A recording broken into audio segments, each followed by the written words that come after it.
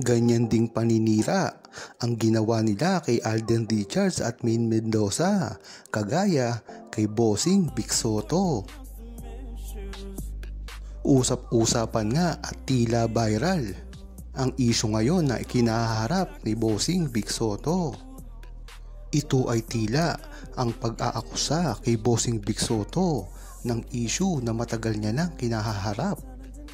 Ganyan-ganyan din kasi ang nangyari kay Alden Richards at Maine Mendoza, na alam naman natin na kitang-kitang paninira lamang sa kanilang dalawa.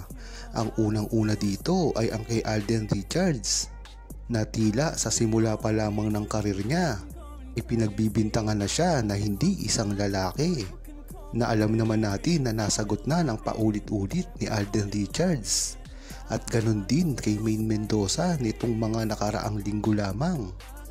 Ang tila raw na pagpopromote niya sa isang sugal, na ganung alam din natin na ito ay isa lamang libangan. At kilala naman natin si Maine Mendoza na talagang suportada lamang ang tama. At ganun din si Alden Richards. Ngunit bakit nga ba pabalik-balik ang mga isyong ito kagaya ng kay Bossing Vic Soto? Kung mapapansin nyo, ang kaso ni Bossing Vic Soto ay dekada-dekada na ibinabalik sa kanya. Ngunit bakit ganon? Hanggang ngayon ay sikat na sikat pa rin at respetado si Bossing Vic Soto.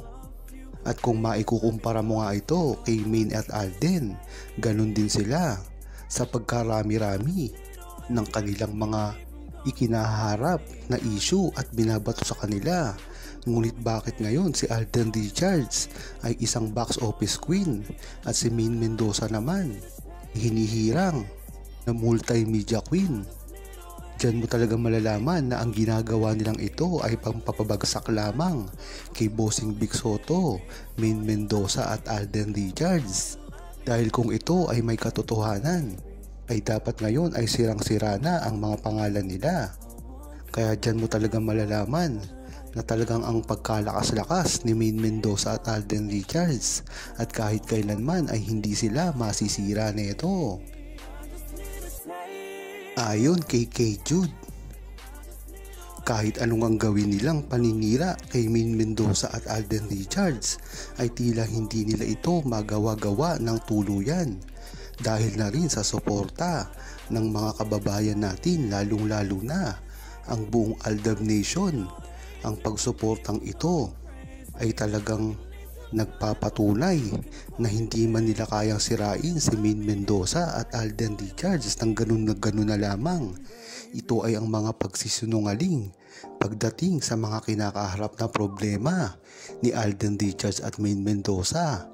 Kaya hanggang ngayon ay tila pilit na pilit pa lang ang kanilang mga ginagawa. Paano kasi hindi makausad ang kanilang mga pambatong artista na tila gusto nilang ipalit kay Maine Mendoza at Alden Richards sa larangan ng telebisyon o movie? Dahil kilala naman natin si Maine Mendoza at Alden Richards, at ito ay matuwid namang ginagawa ni Maine Mendoza at Alden Richards, at talagang hindi ito gumagawa ng mga kalokohan.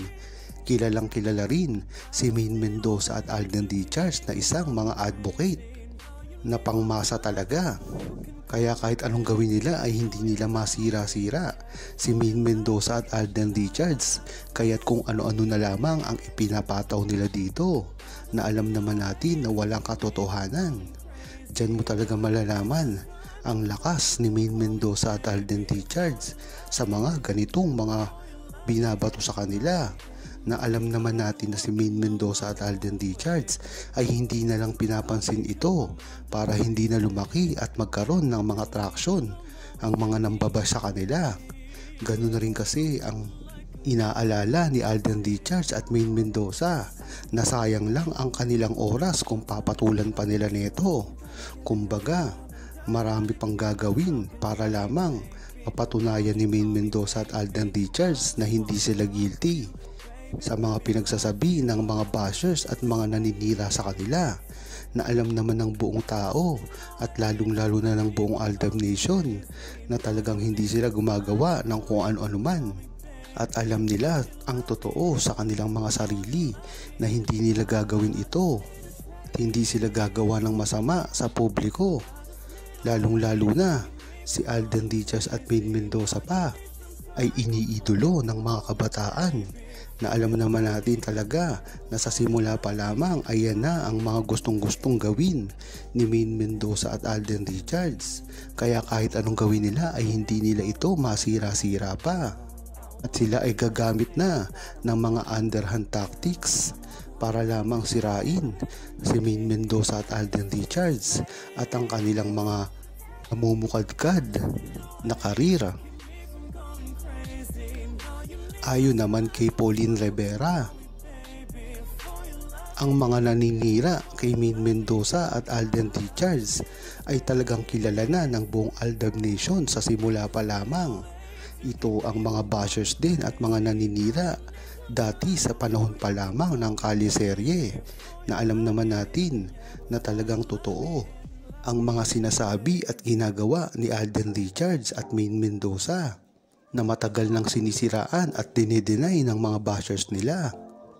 At pagdating naman sa kanilang relasyon ay hindi na rin sila makaiwas dito dahil pati yun, mga pribado nilang pagsasama ay talagang inuungkat pa rin ng mga bashers nila na tila wala nang pinipiling oras at pagkakataon para lamang masira si Maine Mendoza at Alden Richards na alam natin na hindi pababayaan ng mga buong True-Blooded Aldab Nation dahil sa simula pa lamang ay nariyan na ang Aldab Nation para suportahan si Maine Mendoza at Alden Richards na kahit kailanman ay hindi nila ito pinitawan. Kaya kung tatanungin nyo ang buong Aldab Nation, sa simula pa lamang ay talagang nariyan na sila para ipagtanggol si Maine Mendoza at Alden Richards.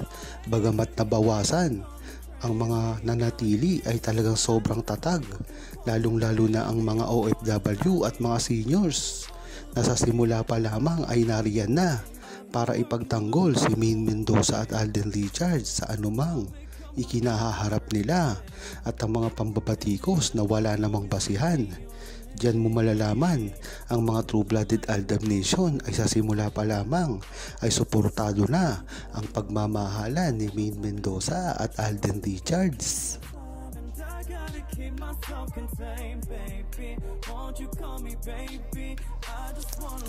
Huwag kalimutang mag-subscribe, comment at ilike ang video na ito.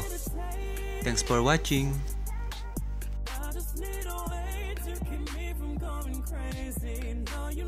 Time before you can call me baby, before you let me in, yeah, before you let